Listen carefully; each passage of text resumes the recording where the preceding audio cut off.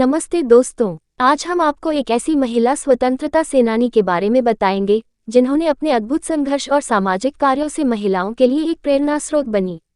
चलिए अब हम सावित्री बाई फुले के जीवन परिचय पर ध्यान केंद्रित करें।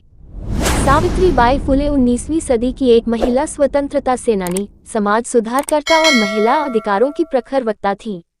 उन्होंने अपने जीवन के दौरान महिलाओं के लिए एक आधारभूत बदलाव की पहल शुरू की और स्त्री शिक्षा, महिला सशक्तिकरण और समानता के लिए संघर्ष किया। सावित्रीबाई फुले का जन्म 3 जनवरी 1831 को हुआ था। इनके पिता का नाम खंडोजी नेवेसे और माता का नाम लक्ष्मीबाई था। सावित्रीबाई फुले ने 1848 में विवाह किया और इसके बाद उन्होंने महिलाओं के सामाजिक और धार्मिक अधिकारों की मांग करना शुरू किया। उन्होंने अपने पति ज्योतिबा फुले के साथ मिलकर सती प्रथा के खिलाफ लड़ाई लड़ी और विधवा पुनर्विवाह के अधिकार की मांग की। सावित्रीबाई फुले भारत के पहले बालिका विद्यालय की पहली प्रिंसिपल और पहले किसान स्कूल की संस्थापक थीं। महात्मा ज्योतिराव को महाराष्ट्र और भारत में सामाजिक सुधार आंदोलन में एक सबसे महत्वपूर्ण व्यक्ति के रूप में माना जाता है। उनको महिलाओं और दलित जातियों को शिक्षित करने के प्रयासों के लिए जाना जाता है।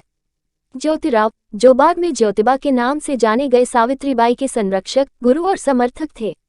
सावित्रीबाई ने अपने जीवन को एक मिशन की तरह से जिया जिसका उद्देश्य था विधवा विवाह करवाना, छुआछूत मिटाना, महिलाओं की मुक्ति और दलित महिलाओं को शिक्षित बनाना।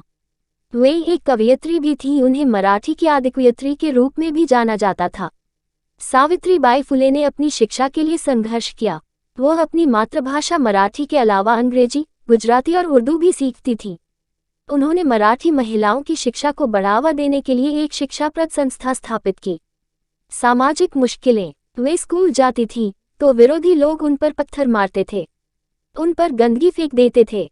आज से 191 साल पहले बालिकाओं के लिए जब स्कूल खोलना पाप का काम माना जाता था, तब ऐसा होता था। सावित्रीबाई पूरे देश की महानायिका हैं। हर बिरादरी और धर्म के लिए उन्होंने काम किया। जब सावित्रीबाई कन्याओं को पढ़ाने के लिए जाती थी तो रास्ते में लोग उन पर गंदगी, कीचड़, गोबर, विष्ठा तक फेंका करते थे। सावित्रीबाई एक साड़ी अपने थैले में लेकर चलती थी और स्कूल पहुंचकर गंदी कर दी गई साड़ी बदल लेती थी। अपने पथ पर चलते रहने की प्रेरणा बहुत अच्छे से देती हैं। सावित्रीबाई फुले ने महिलाओं के लिए शिक्षा को महत्वपूर्ण माना और एक शिक्षाप्रद संस्था स्थापित की। उन्होंने महिलाओं को पढ़ाई लिखाई की सुविधा प्रदान करने के लिए काम किया और उन्हें शिक्षित बनाने के लिए बालिका विद्यालय स्थापित किए। विद्यालय की स्थापना 5 सितंबर 1848 में पुणे में अपने पति के साथ मिलकर विभिन्न जातियों की 9 छात्राओं के साथ उन्होंने महिलाओं के लिए एक विद्यालय की स्थापना की। एक वर्ष में सावित्रीबाई और महात्मा फुले 5 नए विद्यालय खोलने में सफल हुए। तत्कालीन सरकार ने इन्हें सम्मानित भी किया। एक महिला प्रिंसिपल के लिए सन 1848 में बालिका विद्यालय चलाना कितना मुश्किल रहा होगा, इसकी कल्पना शायद आज भी नहीं की जा सकती। लड़कियों की शिक्षा पर उस समय सामाजिक पाबंदी थी। सावित्रीबाई फुले उस दौर में न सिर्फ खुद पढ़ी बल्कि दूसरी लड़कियों के पढ़ने का भी बंदोबस्त किया। सावित्रीबाई फुले ने महिलाओं के लिए एक न्यायालय भी स्थापित किया, जहां उन्होंने महिलाओं की समस्याओं के न्याय दिलाने का प्रयास किया। सावित्रीबाई फुले ने महिलाओं के लिए विवाह और तलाक के अधिकारों की मांग की और उन्होंने बाल विवाह, दाह संस्कार और दासत्व के खिलाफ भी लड़ाई लड़ी।